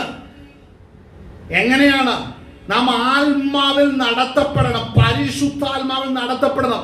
ഗലാത്യ ലേഖനത്തിൽ പറഞ്ഞ വാക്ക് നമ്മൾ ഇതിനോട് ചേർത്ത് വായിച്ചാൽ, കാൽവറിയിൽ തകർക്കപ്പെട്ട ദൈവപുത്രനാകുന്ന യേശു കർത്താവിനെ സ്വന്തം നമ്മൾ ധ്യാനിക്കണം. അത് നമ്മുടെ മുമ്പിൽ വരച്ചു കിട്ടിയിരിക്കുകയാണ്. അങ്ങനെയല്ല ദൈവത്തിന്റെ വചനം പറയുന്നത്. യേശു ക്രിസ്തു ക്രൂശിക്കപ്പെട്ടവനായി നിങ്ങളുടെ കണ്ണിന് മുമ്പിൽ വരച്ചു കിട്ടിയിരിക്കെ നിന്നെ ക്ഷുദ്രം ചെയ്ത് മയക്കിയതാണ്. അപ്പോൾ ആരാണ് മയങ്ങുന്നത് പറഞ്ഞാൽ രക്ഷാനുഭവം നഷ്ടപ്പെട്ടു പോയവരാണ്.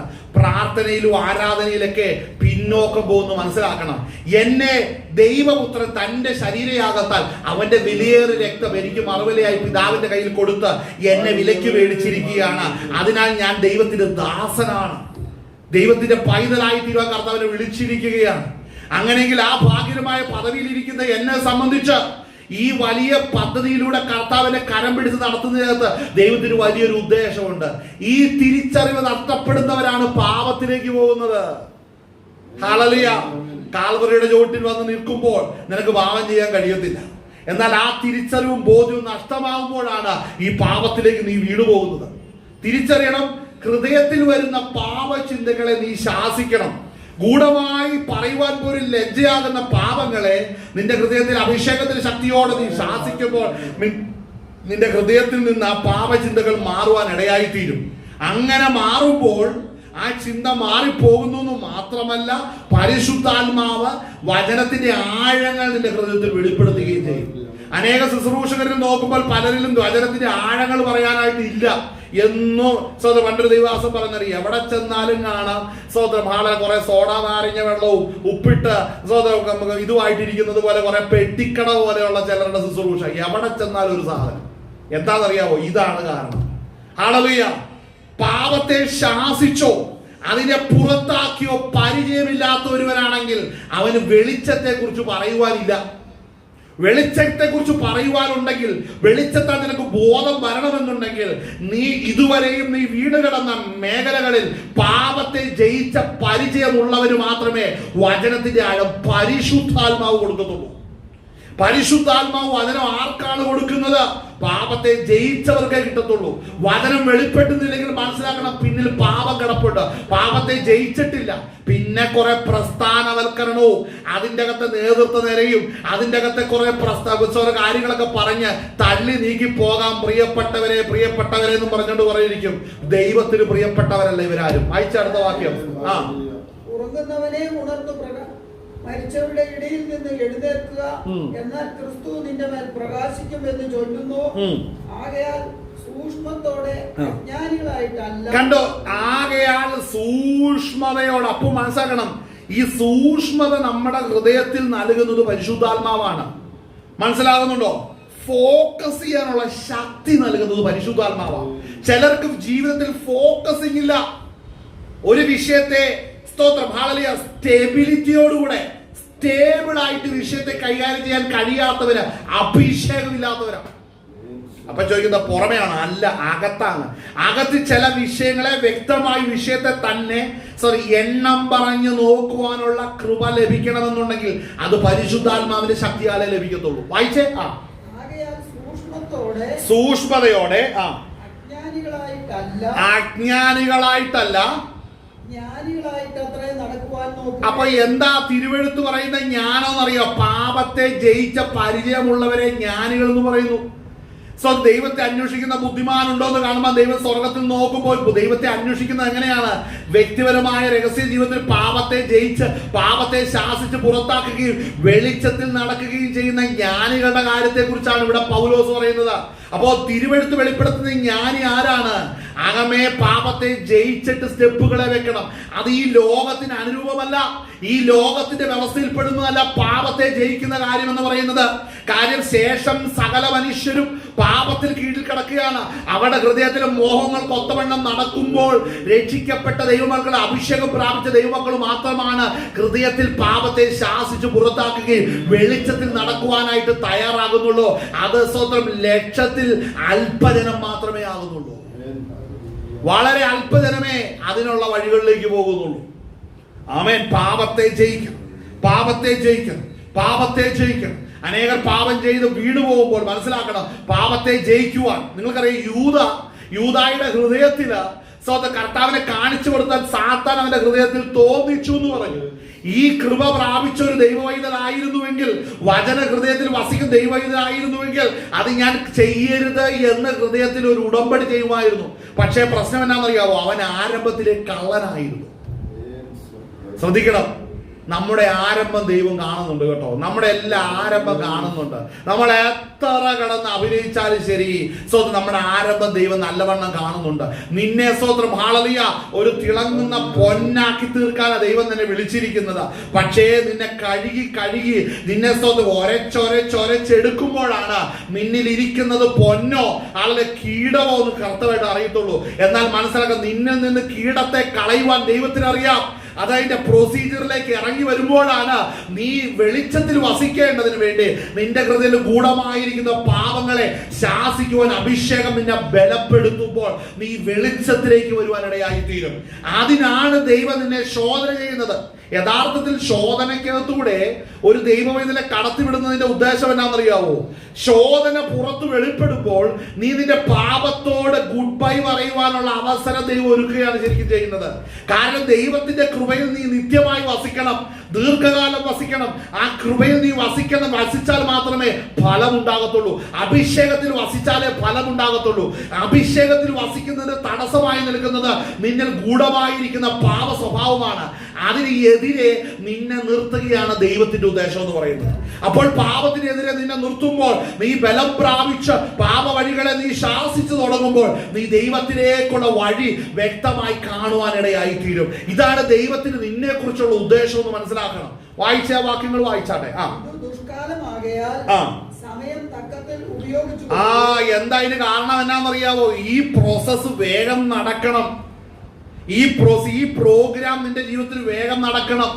ഇതുവരെയും സ്വന്തം മറ്റുള്ളവർക്ക് മാത്രം കൊട്ടേഷൻ കൊടുത്ത് അല്ലെങ്കിൽ മറ്റുള്ളവരെ കൊണ്ട് ഞാൻ നന്നാകാൻ വേണ്ടി ഇരിക്കുന്നവരെ കേട്ടുകൊള്ളുക. നിന്നിൽ പ്രാപിച്ച അഭിഷേകം നിന്നെ ഉപദേശിച്ചു വഴി നടത്തുന്നില്ലെങ്കിൽ മനസ്സിലാക്കാൻ നിനക്ക് അക്കരെ നാട് പോകുവാൻ കഴിയത്തില്ല. ഹല്ലേലൂയ. ഇപ്പോഴും പ്രവാചകന്മാരുടെ അടുക്കലേക്ക് പോകുന്ന മനുഷ്യരെ നിങ്ങൾ വിശ്വാസികൾ പോലുമല്ല. ഹല്ലേലൂയ. വായിച്ച വാക്യങ്ങളൊന്നും കൂടെ വായിച്ചേ. സമയം തക്കത്തിൽ ഉപയോഗിച്ചുകൊള്ളുകേ, ബുദ്ധിഹീനരാകാതെ കർത്താവിന്റെ ഇഷ്ടം ഇന്നതെന്ന് ഗ്രഹിച്ചുകൊള്ളുകേ. കണ്ടോ? ബുദ്ധിഹീനരാകരുത്, ബുദ്ധിഹീനർ ആകരുത്. ഹല്ലേലൂയ. മനസ്സിലാക്കണം. ഹല്ലേലൂയ. ബുദ്ധിഹീനരാകരുതെന്ന് ഇവിടെ വ്യക്തമായിട്ട് പറഞ്ഞിട്ടുണ്ട്. അപ്പോൾ പരിജ്ഞാനി ആരാണ്? ഹൃദയത്തിൽ കിടക്കുന്ന പാപത്തെ ജയിച്ച് വെളിച്ചത്തിൽ നടക്കുവാൻ പാപത്തെ ശാസിക്കുന്നവരാണ് ജ്ഞാനികൾ. അത് സ്വന്തം നടക്കുന്നത് വേഗം നടക്കുകയും സമയം തക്കത്തിൽ ഉപയോഗിക്കുകയും ചെയ്യണം. ഈ സമയം തക്കത്തിൽ ഉപയോഗിക്കുക എന്ന് പറഞ്ഞാൽ ഇത് ഈ പ്രോഗ്രാമിലേക്ക് വേഗം നീ കയറണം. നീ വേഗം ഇത് ചെയ്യാൻ തുടങ്ങണം. നീ വേഗം നിന്റെ ഹൃദയത്തിലുള്ള പാപത്തെ എണ്ണം പറഞ്ഞ് അതിനെ ശാസിച്ച് നിന്റെ പ്രാർത്ഥന അതിനെതിരായി നിൽക്കുകയും അതിനെ ശാസിക്കുകയും പാപം ചെയ്യാൻ അവസരം വരുമ്പോൾ അത് ഒഴിഞ്ഞു പോവുകയും ചെയ്യണം. ഇതിനാണ് നീ സമയം തക്കത്തിൽ ഉപയോഗിക്കാൻ പൗലോസ് പറയുന്നത്. ആമേൻ. അല്ല നീ കൃത്യം ബസ്സേ കയറി പോകാനും വണ്ടി കൃത്യസമയത്ത് ഇന്ന സ്ഥലം ചെല്ലാനൊന്നുമല്ല ഈ വാക്ക് ഉദ്ദേശിക്കുന്നത്. തെറ്റി പോകരുതേ. പൗലോസ് പറഞ്ഞതു ദൈവസഭയ്ക്ക് കൊടുത്ത ഉപദേശത്തിന്റെ ഉദ്ദേശം മനസ്സിലാക്കാതെ കണ്ടത് ചിന്തിക്കരുത്. അഭിഷേകം പ്രാപിക്കാത്തവനാണെങ്കിൽ നിന്റെ കാര്യം നീ ആദ്യം അഭിഷേകം പ്രാപിക്കണം. അഭിഷേകം പ്രാപിച്ചവനാണെങ്കിൽ നിന്റെ ഹൃദയത്തിൽ പൊങ്ങുന്ന പാപമോഹങ്ങളെ ജയിക്കുവാൻ നീ ദൈവകൃപയെ ആശ്രയിക്കണം. അതിനെയാണ് ഇവിടെ സമയം തക്കത്ത് ഉപയോഗിക്കാൻ പറഞ്ഞിരിക്കുന്നത്. അപ്പോൾ പലപ്പോഴും പാപം ചെയ്ത് സമയം സമയത്തെ നിഷ്ഫലമാക്കി കളയുന്നവരുണ്ട് അല്ലേ? ആ വായിച്ച വാക്യങ്ങൾ ഒന്നും കൂടെ വായിച്ചേ. സമയം തക്കത്തിൽ ഉപയോഗിച്ചുകൊള്ളുവിൻ, ബുദ്ധിഹീനരാകാതെ കർത്താവിന്റെ ഇഷ്ടം ഇന്നതെന്ന് ഗ്രഹിച്ചുകൊള്ളുവിൻ. കണ്ടോ? ബുദ്ധിഹീനരാകരുത്. ദൈവത്തിന്റെ ഹിതം എന്ന് പറഞ്ഞാൽ നമ്മുടെ ശുദ്ധീകരണമാണ്. എങ്ങനെയാ ശുദ്ധീകരണം വരുന്നത്? അകമയാണ് വരുന്നത്. നമ്മൾ പ്രാപിച്ച അഭിഷേകത്താൽ പാപത്തെ ജയിക്കണം. നാം പ്രാപിച്ച അഭിഷേകത്താൽ ഓരോ പാപത്തെ എണ്ണം പറഞ്ഞ് ശാസിക്കണം. അത് പലതുണ്ട്, അനേകമാണ്. അത് ഓരോരുത്തരെ ആശ്രയിച്ചിരിക്കണം നിങ്ങൾ ഏതൊക്കെ പാപത്തിലാണ് വീഴുന്നതെന്ന്. മനസ്സിലാകുന്നുണ്ടോ? എങ്കിലും എല്ലാവരും ഒരേ പാപത്തിലാണ് വീണുകൊണ്ടിരിക്കുന്നത്. ആമേൻ. ഹല്ലേലൂയ. സഹോദരൻ, പലരും പല പാപത്തിലാണ് പലരും വീടുകൊണ്ടിരിക്കുന്നത്. ആ പാപ സ്വഭാവം ഏതാണെന്ന് ഗ്രഹിച്ചു വേണം അതിൽ നിന്ന് ജയം പ്രാപിക്കുവാൻ. അപ്പൊ ഇതിനൊക്കെ കാരണമാക്കുന്നത് പരിശുദ്ധാത്മാവിന്റെ അഭിഷേകമാണ്. അഭിഷേകമില്ലാത്തവൻ ഒരിക്കലും പാപത്തിൽ ജയിക്കാൻ കഴിയത്തില്ല. അഭിഷേകമില്ലാത്ത പുറമെ എത്ര ഡീസന്റാ ക്ലിയറാന്ന് പറഞ്ഞ് നടന്നാലും ശ്രദ്ധിച്ച് മനസ്സിലാക്കണമേ, മനുഷ്യരുടെ അനുമോദനങ്ങൾ നിനക്ക് കിട്ടും. പക്ഷെ നീ ദൈവത്തിന്റെ കണ്ണിൽ നിന്ന് നീ അകന്നു നിൽക്കുന്നവൻ തന്നെയാണ്. നീ മനുഷ്യർക്ക് പ്രിയപ്പെട്ടവനാകാം, പക്ഷേ ദൈവസന്നിധിയിൽ നീ ദൂരസ്ഥനാൻ തന്നെയാണ്. ആമേൻ. എന്നാൽ അഭിഷേകം പ്രാപിച്ച നീ മറ്റുള്ളവരുടെ കണ്ണിൽ നീ കരടാണെന്ന് വന്നാലും നീ ദൈവസന്നിധിയിൽ നീ കർത്താവിന് സമീപസ്ഥനാണ്. മനസ്സിലാക്കണം, മറ്റുള്ള വിധികളും വഴികളൊന്നും നിന്നെ ബാധിക്കുന്നില്ല. നിന്നെ വിളിച്ചവൻ, നിന്നെ നീതീകരിച്ചവന്റെ കുറ്റം വിധിക്കുന്നവൻ ആര്? കാരണം ഇതാണ്, അഭിഷേകം ചെയ്യപ്പെട്ട ഒരു വ്യക്തിയെ ദൈവമാണ് നീതീകരിച്ചത്. നിന്നെ ഏത് കാരണം പറഞ്ഞ് കുറ്റപ്പെടുത്തിയാലും ആ കുറ്റങ്ങളൊന്നും നിന്റെ മേൽ നിലനിൽക്കുകയില്ല. നീതീകരിക്കുന്നവൻ ദൈവം, കുറ്റം വിധിക്കുന്നവൻ ആര്? ആമേൻ. കാര്യങ്ങൾ ദൈവത്തെ മഹത്വപ്പെടുത്തിയാട്ടെ. ഹല്ലേലൂയ. അപ്പോൾ സഹോദരൻ, ഈ വചനം വായിക്കുമ്പോൾ ഇതിന്റെ കൂടെ വായിക്കേണ്ട മറ്റൊരു വാക്യമാണ് നമ്മൾ വായിക്കാൻ പോകുന്നത്. യോഹന്നാൻ എഴുതിയ 1-ാം ലേഖനം അതിന്റെ 2-ാം അധ്യായം, ഹല്ലേലൂയ, അതിന്റെ 19ഉം 20ഉം വാക്യം ഒന്ന് വായിക്കാം. നമ്മളെപ്പോഴും എടുത്ത് വായിക്കുന്ന ഒരു വാക്യമാണ്.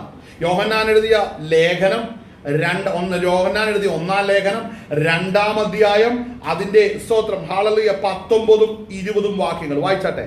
അവർ നമ്മുടെ ഇടയിൽ നിന്ന് പുറപ്പെട്ടു എങ്കിലും നമുക്കുള്ളവർ ആയിരുന്നില്ല എന്ന് വായിച്ചോ. അവർ നമുക്കുള്ളവർ ആയിരുന്നു എങ്കിൽ നമ്മോടുകൂടെ പാർക്കുമായിരുന്നു. നമ്മൾ വായിച്ച സ്തോത്രം മറക്കണ്ട, നമ്മൾ വായിച്ച സ്തോത്രം എഫേസ്യ ലേഖനത്തിന്റെ തുടങ്ങി മരിച്ചവരുടെ ഇടയിൽ നിന്ന് സ്തോത്രം അവിടെ വായിക്കുന്ന എന്താണ്? അവിടെ വായിക്കുന്ന അതുകൊണ്ട് ഉറങ്ങുന്നവരെ ഉണർന്നും മരിച്ചവരുടെ ഇടയിൽ നിന്ന് എഴുന്നേൽക്കുക, എന്നാൽ ക്രിസ്തു നിന്റെ മേൽ പ്രകാശിക്കുമെന്ന് പറഞ്ഞു. അപ്പോൾ മരിച്ച ഒരു കാറ്റഗറി കിടപ്പുണ്ട്. ആ കാറ്റഗറി ഇതുവരെ ഉണർന്നിട്ടില്ല. ആരാണത്? അഭിഷേകമില്ലാത്തവരാണത്. അവർ അഭിഷേകമില്ലാത്തവരാണ്, ദൈവാത്മാവ് നടത്തപ്പെടാത്തവരാണ്, പാപത്തെ ജയിക്കാത്തവരാണ്. അവരെ കുറിച്ചും മറ്റൊരു ലാംഗ്വേജിൽ ഇവിടെ പറയുകയാണ്, അല്ലെ മറ്റൊരു സ്റ്റൈലിൽ ഇവിടെ യോഹന്നാൻ അപ്പോസ്തലൻ പറയുന്നത് ശ്രദ്ധിച്ചോ. അവിടെ പറയുന്നത് എന്താണ്? അവർ നമ്മുടെ ഇടയിൽ നിന്ന് ഈ മരിച്ചു കിടക്കുന്നവരെ, എഫേസ്യ ലേഖനത്തിൽ മരിച്ചു കിടക്കുന്നവരെ കുറിച്ച് യോഹന്നാന്റെ ലേഖനത്തിൽ കാണുമ്പോൾ അവരെ കുറിച്ച് പറഞ്ഞിരിക്കുന്നത് അവർ നമുക്കുള്ളവരല്ല. ശ്രദ്ധിക്കണമേ, ദൈവ സഭയ്ക്കകത്തും സംഘടനയ്ക്കകത്തും ദൈവസഭയുണ്ട്. ക്രിസ്തീയ സംഘടനയ്ക്കകത്ത് ദൈവസഭയുണ്ട്. അത് വ്യക്തികളാണ്. അവരവിടെ നിൽക്കുമ്പോൾ അവിടെ തന്നെ മറ്റൊരു കാറ്റഗറി കിടപ്പുണ്ട്. അവരാണ് മരിച്ച ഒരു കൂട്ടർ. ഇവിടെ വ്യക്തമായിട്ട് പറഞ്ഞ അവർ നമുക്കുള്ളവരല്ല. യോഹന്നാനോട് ചോദിച്ചപ്പോൾ അവർ നമുക്കുള്ളവരല്ല. അവരെ കുറിച്ച് നമുക്ക് കേൾക്കാം. ആ വാക്യം വായിക്കുമ്പോൾ അവർ നമ്മുടെ ഇടയിൽ നിന്ന് പുറപ്പെട്ടു എങ്കിലും നമുക്കുള്ളവരായിരുന്നില്ല. അവർ നമുക്കുള്ളവരായിരുന്നു എങ്കിൽ അപ്പൊ നമ്മൾ ആരാണെന്ന് ശ്രദ്ധിക്കണം, നമ്മൾ എങ്ങനെയാണെന്ന് ശ്രദ്ധിക്കണം. നമ്മൾ ഈ പാപത്തെ ജയിച്ച് വെളിച്ചത്തിൽ ഇരിക്കുന്നവരാണ്. തമ്മിൽ പറയുന്നത് ഹൃദയത്തിൽ പാപം വരുമ്പോൾ അതിനെ അഭിഷേകത്തിന്റെ ശക്തിയോടെ അതിനെ ശാസിക്കണം. അങ്ങനെയാണ് ഞാൻ ഇന്ന പാപങ്ങളെ ജയിച്ചതെന്നുള്ള സാക്ഷ്യവും അനുഭവ ജീവിതവും ഉള്ളവരാണ് ഒരു കാറ്റഗറി. അവർ തമ്മിൽ സംസാരിക്കുന്നത് ഈ വിഷയങ്ങളായിരിക്കും. ആമേൻ. തമ്മിൽ അവരുടെ പ്രബോധനങ്ങളും പാപത്തെ ജയിക്കുവാൻ ആത്മാവിൽ പ്രാപിച്ച ദൂതുകളായിരിക്കും. അവനാണ് സഭ എന്ന് പറയുന്നത്. കാര്യം എന്താണ് നാം ഇങ്ങനെ ആയിരിക്കുന്നത് ചോദിച്ചാൽ, നമ്മെ ഈ നിലവാരത്തിൽ ഉയർത്തേണ്ടതിന് ഒരുവൻ താഴ്ച അനുഭവിച്ചു. അവൻ പാപം നിമിത്തമാണ് ഭൂമിയിൽ തകർക്കപ്പെട്ടത്. യേശു ക്രിസ്തു ദൈവപുത്രൻ ഭൂമിയിൽ മനുഷ്യർ പാപികളായിരിക്കുന്നത് കൊണ്ടാണ് ദൈവപുത്രൻ തകർക്കപ്പെട്ടത്. അപ്പോൾ പാപനിമിത്തം ദൈവപുത്രൻ തകർക്കപ്പെട്ടെങ്കിൽ അവന്റെ രക്തത്താൽ വീണ്ടെടുക്കപ്പെട്ടവർ ആർക്കെതിരായി തീരുമെന്നറിയാമോ? പാപത്തിനെതിരായി തീരും. നാം ഇന്ന് പാപത്തെ സ്നേഹിക്കുന്നവരാണ്, നമ്മൾ ക്രിസ്തുവിനെതിരായിട്ടാണ് നിൽക്കുന്നത്. നാം പാപത്തെ വെറുക്കുന്നുവെങ്കിൽ മാത്രമേ നമുക്ക് ക്രിസ്തുവിന് അനുകൂലമായിട്ട് നിൽക്കുവാൻ കഴിയത്തുള്ളൂ. കരങ്ങൾ ദൈവത്തെ മഹത്വപ്പെടുത്തിയാട്ടെ. ഹല്ലേലൂയ. ആമേൻ. അഫ്സോസ് വായിച്ചാട്ടെ. എല്ലാവരും നമുക്കുള്ളവരല്ല. അതായത് പാപത്തെ ജയിക്കാത്ത ഒരുവരും നമുക്കുള്ളവരല്ലെന്നാണ് യോഹന്നാൻ അപ്പോസ്തലൻ തന്റെ ലേഖനത്തിൽ വെളിപ്പെടുത്തുന്നു. വായിച്ചേ. നിങ്ങളോ ശ്രദ്ധിച്ചേ, പരിശുദ്ധാത്മാവിനാൽ അഭിഷേകം പ്രാപിച്ചവരാണ് ഒന്നായി തീരുന്നു. ശ്രദ്ധിക്കണം, അഭിഷേകമില്ലാത്തൊരു അഭിഷേകം ഉണ്ടെങ്കിൽ മാത്രമാണ് ഈ ഗൂഢകാരികളെ ശാസിക്കാൻ ശക്തി ലഭിക്കുന്നുള്ളൂ. ഇന്നും പാപജീവിതത്തിൽ ഇരിക്കുന്നവനും പെന്തക്കോസിലുണ്ടെങ്കിൽ ശ്രദ്ധിക്കണം, അവൻ സ്വന്തം പെന്തക്കോസുകാരനാ, ദൈവസന്നിധിയല്ല, ദൈവവൈതലല്ല. ആമേൻ. പെന്തക്കോസുകാരനാകാൻ ആർക്കും കഴിയും, ദൈവവൈതലാകാനാ കഴിയാൻ സാധിക്കാത്തത്. ദൈവസഭയാകണം. പെന്തക്കോസുകാരനാകാൻ ആർക്കും പറ്റും. ദൈവസഭയാകണമെന്നുണ്ടെങ്കിൽ ദൈവത്തിന്റെ അഭിഷേകം വരണം, അഭിഷേകത്തിൽ നടത്തപ്പെടണം. അവരാണ് ദൈവത്തിന്റെ സഭ എന്ന് പറയുന്നത്. ക്രിസ്തുവിന്റെ ശരീരമാകുന്ന സഭ എന്നാൽ അവന്റെ അഭിഷേകം പ്രാപിച്ചവരാണ് അവന്റെ സഭ എന്ന് പറയുന്നത്. വായിച്ചേ. പ്രാപിച്ച് കണ്ടോ, നമ്മൾ സകലതും അറിയുന്നത് എങ്ങനെയാണെന്ന് മനസ്സിലായോ? എഫേസ്യ ലേഖനം നമ്മൾ വായിച്ചപ്പോൾ എന്താ അവിടെ വായിക്കുന്നത്? സ്തോത്രം, ഹല്ലേലൂയ. അവിടെ വായിക്കുന്നത് സ്തോത്രം, ഹല്ലേലൂയ. അവിടെ വായിക്കുന്നത് സ്തോത്രം, അവിടെ വായിക്കുന്ന അവയെ ശാസിക്കുമ്പോൾ അത് ഗൂഢമായി ചെയ്യുവാൻ പറവാൻ പോലും ലജ്ജയാകുന്നു. ആ കാര്യങ്ങളെ ശാസിക്കണം. അവയെ ശാസിക്കുമ്പോഴോ സകലത്തെ കുറിച്ച് വെളിച്ചത്താൽ ബോധം വരും. ബോധം വരുന്നതെല്ലാം വെളിച്ചം പോലെ തെളിവല്ലോ. അപ്പൊ ആർക്കാണ് ഇതൊക്കെ തെളിഞ്ഞു കിട്ടുന്നത്? വെളിച്ചത്തിൽ ഇരിക്കുന്നവർക്കാ തെളിഞ്ഞു കിട്ടുന്നത്. അവരെ വെളിച്ചത്തിൽ ഇരിക്കുന്നവർക്ക് തെളിഞ്ഞു കിട്ടുമെന്ന് പറയുമ്പോൾ ഇവിടെ യോഹന്നാൻ അപ്പോസ്തലൻ ഇവിടെ പറയുന്നു, തന്റെ ലേഖനത്തിൽ പറയുന്ന വാക്യമാണ് നമ്മളിവിടെ വായിച്ചത്.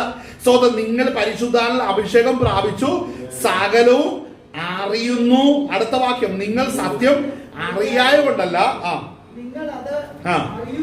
കണ്ടോ, നിങ്ങൾ അത് അറിയുകയാലും. അതായത് ഇന്ന് ഏതെങ്കിലും ഒരു പാപം ചെയ്യുന്ന പെന്തക്കോസ്തുകാരൻ ദൈവസഭയല്ല എന്നുള്ള അറിവ്, ആ അറിവാണ് വലുത്. ഇന്ന് ഏതെങ്കിലും ഒരുവൻ പാപം ചെയ്യുന്നുണ്ടെങ്കിൽ അവൻ ദൈവസഭയല്ല. അവൻ ദൈവസഭയിൽ സംഘടനയിൽ അവൻ വലിയ പുള്ളിയാവും, ഒരുപക്ഷെ പാസ്റ്ററോ ആയിരിക്കും, പക്ഷെ അവൻ സഭയല്ല, ക്രിസ്തുവിന്റെ ശരീരമല്ല. ആമേൻ. ആ തിരിച്ചറിവിന് വേണ്ടിയാണ് ഇന്നും എന്നെയും നിങ്ങളെ നിർത്തിയിരിക്കുന്നത്. ഈ തിരിച്ചറിവ് വേണ്ടെന്ന് പറയാൻ ആ പണവും സ്വാധീനവും അധികാരവും സ്വജനപക്ഷപാതവും എല്ലാം നിൽക്കുന്നത് ഇതിനെ തള്ളാൻ വേണ്ടിയാ. പിശാചിന്റെ ആയുധങ്ങളാണ്. ഹല്ലേലൂയ. വായിച്ചാട്ടെ. യേശുവിനെ ക്രിസ്തുവല്ല എന്ന് നിഷേധിക്കുന്നവൻ അല്ലാതെ കള്ളൻ ആരാകുന്നു? അതായത് യേശുവിനെ ക്രിസ്തു അല്ല, അതായത് യേശുവിനെ ക്രിസ്തു അല്ല എന്ന് നിഷേധിക്കുന്നവനല്ലാതെ ആരാകുന്നു? കള്ളൻ ആരാകുന്നു എന്ന് പറഞ്ഞാൽ എന്താണെന്നറിയാവോ? യേശു കർത്താവ് ലോകത്തിൽ വന്നിട്ടുണ്ടെങ്കിലും പാപത്തിന് പരിഹാരം വരുത്തിയിട്ടുണ്ടെങ്കിലും, ഹല്ലേലൂയ, നമ്മളെല്ലാം പാപം ചെയ്ത് ജീവിച്ചാലും കർത്താവ് നമ്മളെ കൊണ്ടുപോകുമെന്ന് പറയുന്ന ആരാണോ അവനാണ് കള്ളൻ. അങ്ങനെയാ വചനം പറയുന്നേ, അല്ലേ? ആരായാലും അവനാണ് കള്ളൻ. എത്ര ചിലര് കാര്യങ്ങൾ പറഞ്ഞാൽ അങ്ങ് എത്താത്തതിന് കാരണം എന്നാണെന്നറിയാവോ? ഇവന്റെ LKG ഇതുവരെ ശരിയായിട്ടില്ല. അതാണ് കാര്യം. LKG ഏതാണ്? ഈ പാപത്തെ ജയിക്കണ കാര്യമാണ് LKG. അതുവരെ ജയിക്കാത്തവൻ ഒരു UKG കണ്ടിട്ടില്ല, 1ാം ക്ലാസ് കണ്ടിട്ടില്ല. അവൻ പോയി നിൽക്കുന്ന PhD തീസിസ് വെക്കാൻ വേണ്ടിയാ നടന്നത് തന്നെ, അല്ലേ? 1ാം ക്ലാസ്സും ഇല്ല, 2ാം ക്ലാസ്സും ഇല്ല, UP ഇല്ല, LP ഇല്ല, UP ഇല്ല. ഇവൻ PhD തീസിസ് വെക്കാൻ വേണ്ടി നിൽക്കുക. ശ്രദ്ധിക്കണമേ, ദൈവം പ്രതീക്ഷിക്കുന്ന അളവിൽ മാത്രമേ ദൈവ പദ്ധതികൾ വെളിപ്പെടുകയുള്ളൂ. അത് ആർക്കാ? മറഞ്ഞിരിക്കുന്ന നശിച്ചു പോകുന്നവർക്കാ. അത് സ്തോത്രം, ഹല്ലേലൂയ, സ്തോത്രം, പോഷത്വം. രക്ഷിക്കപ്പെടുന്ന നമുക്കത് ദൈവശക്തിയാവുന്നു. ആർക്കാ ഇത് പോഷത്വമാണെന്നറിയാവോ? ഇതിന്റെ സത്യത്തിന്റെ നിലവാരങ്ങളെ തള്ളുന്നവർക്കേ ഇത് പോഷത്വമാകുന്നുള്ളൂ. രക്ഷിക്കപ്പെടുന്നവർക്ക് ഇത് ദൈവശക്തിയാണ്. ആരാണ് ഇതിനെ അനുസരിക്കാതെ വരുന്ന അവർക്കേ ഇത് പോഷത്വമാകുന്നുള്ളൂ. രക്ഷിക്കപ്പെടുന്ന നമുക്കിത് ദൈവശക്തി തന്നെയാണ്. ഹല്ലേലൂയ. അപ്പോൾ ശ്രദ്ധിക്കേണ്ട ഒരു കാര്യമായി ഈ വാക്ക് ശ്രദ്ധിക്കണം. അഭിഷേകം നമുക്ക് സകലതും ഉപദേശിച്ചു തരുന്നുണ്ട്. അത് വെളിച്ചത്തിലുള്ളത് ഉപദേശിച്ചു തരുന്നത്. വെളിച്ചം എങ്ങനെയാ വരുന്നതെന്ന് പറഞ്ഞു. ആത്മാവിനനുസരിച്ച് ആ പാപ സ്വഭാവത്തെ ഹൃദയത്തിൽ നിന്ന് ശാസിക്കണം. Hallelujah, hallelujah. ചിലത് ഇങ്ങനെ സെപ്റ്റിക് ടാങ്ക് വരുന്ന പോലെ ചില വിശ്വാസികളുണ്ട്. എല്ലാ അശുദ്ധി അകത്ത് കിടക്കും. എന്നിട്ട് വാ കൊണ്ട് പറയുമ്പോൾ മാത്രം എല്ലാം നല്ലതായി, ഞങ്ങളെല്ലാം വിട്ടു എന്ന് പറയും. നാളുകൾ കഴിയുമ്പോൾ ഇവരുടെ പ്രകടനങ്ങൾ, സ്വഭാവങ്ങൾ, നിരൂപണങ്ങൾ കണ്ടു കഴിയുമ്പോഴാണ് പിശാച് ജഡത്തിലിറങ്ങി വന്നതാണെന്ന് മനസ്സിലാകത്തുള്ളൂ. ഹല്ലേലൂയ. അങ്ങനെയുള്ളതും കുറെയൊക്കെ ഇല്ലേ? ഹല്ലേലൂയ. വായിച്ചാട്ടെ, അടുത്ത വാക്യം വായിച്ചാട്ടെ. യേശുവിനെ ക്രിസ്തുവല്ല എന്ന് നിഷേധിക്കുന്നവൻ അല്ലാതെ കള്ളൻ ആരാകുന്നു? പിതാവിനെയും പുത്രനെയും ആ. നിഷേധിക്കുന്നവൻ തന്നെ എതിർ ക്രിസ്തുവാകുന്നു. അപ്പോൾ ശ്രദ്ധിക്കണം, പിതാവിനെയും പുത്രനെയും നിഷേധിക്കുന്നവൻ തന്നെയാണ് എതിർ ക്രിസ്തു. അതായത് സ്തോത്രം, സ്വപുത്രനെ ലോകത്തിലേക്ക് അവതരിപ്പിച്ചതിന് കാരണം മനുഷ്യരായ നമ്മളെല്ലാം പാപത്തിലാ ജനിച്ചു കിടക്കുന്നത്. നമ്മുടെ സ്വഭാവം ഒന്നും വിശുദ്ധമല്ല. വിശുദ്ധമാകണമെന്നുണ്ടെങ്കിൽ ദൈവത്തിന്റെ ആത്മാവ് ഹൃദയത്തിൽ വന്നാലാ സ്വതം നമ്മൾക്ക് വിശുദ്ധിയെ സ്വതം കാണാനും കേൾക്കാനും തിരിച്ചറിയാനും സാധിക്കത്തുള്ളൂ. ആ പരിശുദ്ധാത്മാവിനെ പ്രാപിച്ചവർക്ക് നീതിയുടെ വഴി ജീവിക്കാൻ കഴിയത്തുള്ളൂ എന്നുള്ള ആ അറിവ് ലോകര് അംഗീകരിക്കില്ല. അവർ പറയുന്ന പാപം എന്ന് പറയുന്നത് എന്താണ്? സ്തോത്രം, എന്താണ്? സ്തോത്രം, വ്യഭിചാരമാണോ തെറ്റ്? ദുർനടപ്പാണോ തെറ്റ്? മോഷണമാണോ തെറ്റ്?